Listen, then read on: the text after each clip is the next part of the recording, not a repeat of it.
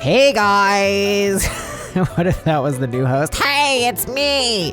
This is just Danny letting you know that this is a teaser for the Patreon. Please get on the Patreon, which you can find at patreon.com/AITA pod. We would really appreciate it. Anyway, here's the tease, baby. Have a great day. Hi, everybody. Welcome to the Am I the Asshole bonus episode. Wow, that was a change. I just want to do the show at like a 10 today. Just, hello, welcome to AITA, TJ, Danny, and Sarah. Bow, bow, bow, bow. We got all the latest Am I the Asshole hits. That's like a pop. That's great. Am I the Asshole? Oh, that's a good jingle. I think we should use that. Yeah, it kind of segues in actually to the first thing we're talking about today. Am I the Asshole? In the news. Love it. This is a crazy story. So ridiculous. Only in 2019. Only in 2019er, AITA for suing my neighbors over their smoked meats. This is my creative spin on it, yes, guys. Yes. This is a real news story in the news.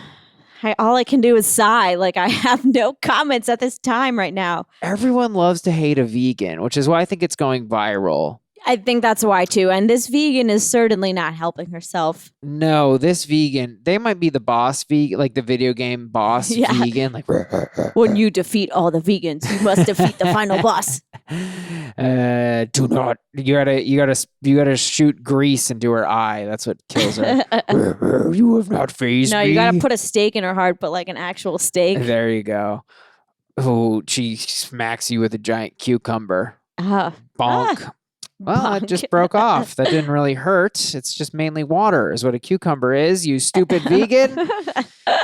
Anyway, and I say it's going viral because, I found the article that someone posted was in AZ Central, which is like an Arizona publication, but this is actually in Australia. And I'm just going to go ahead and venture a bet that Arizona doesn't have reporters on the ground in Australia. I feel like it's like, cover the vegan thing. So anyway, the story is that a veg in Western Australia is pissed. She's not only a vegan, she's a massage therapist. Oh, that's not as bad. It would be worse if she was like a Reiki healer or something like that. Oh my God, what is Reiki? It's like some massage healing form.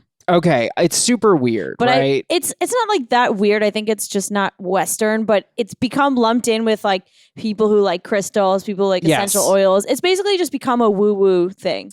Yes. I don't like that woo-woo has been appropriated to mean like bullshit. What did you think it used to mean? Woo-woo!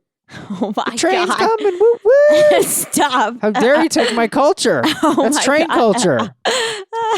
So, okay, I'm gonna talk about my Reiki experience because I feel like the listeners are like, all right, but wait, so you did it and you wanted me to explain what it is? No, I have a Reiki story, but I want to get through this. So basically, massage therapist said she believes her neighbors are deliberately trying to irritate her by grilling meat on their property. Okay, Sarah, she filed a lawsuit claiming they were violating laws. I didn't know they had laws in Australia.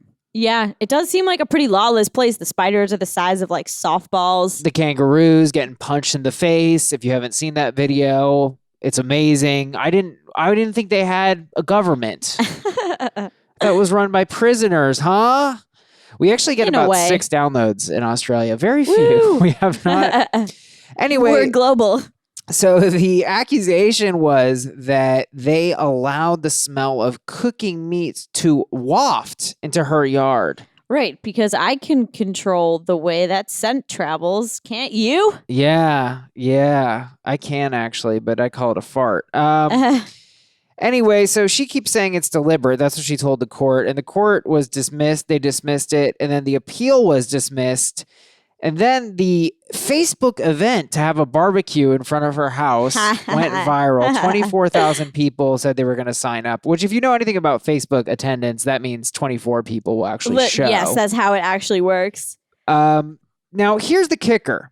Here's the big kickaroony. Because at this point, you're kind of like, okay, here's how I feel. It's easy to hate the vegan, right? And look, if you had a feud, I can imagine that someone could do this in a way that is malicious. Or rather, I mean, malicious is hard to get to. You'd have to have like fans blowing it. Yeah, but like it could have been a purposeful petty maneuver. Yes. It could have been done inconsiderately. Yeah.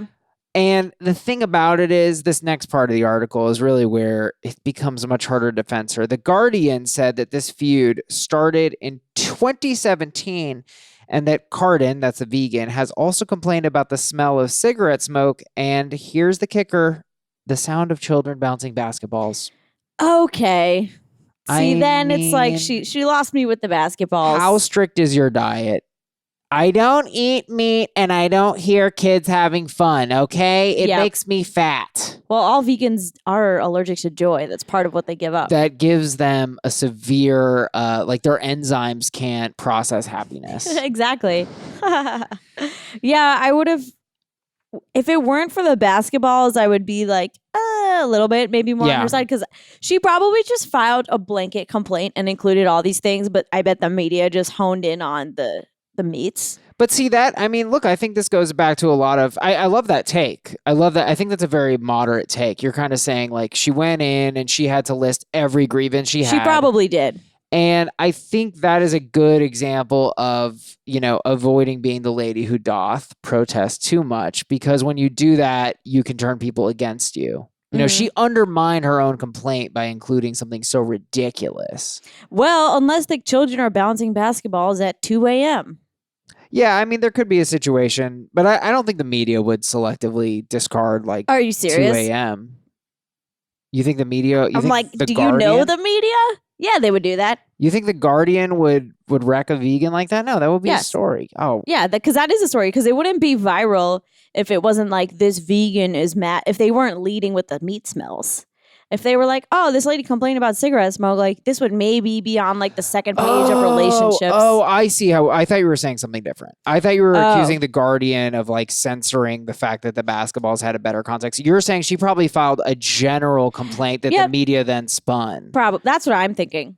Yeah, okay. That seems very plausible. Cool. I mean, I do think this is pretty ridiculous though, but the cigarette smoke, that would annoy me too. Yeah, and Ashton W., who posted the story, said, Danny, I'll admit we were livid when we lived in an apartment complex where literally every single neighbor chain smoked on their balcony nonstop. Now, I am a little triggered at the wording here. I understand that smokers are annoying.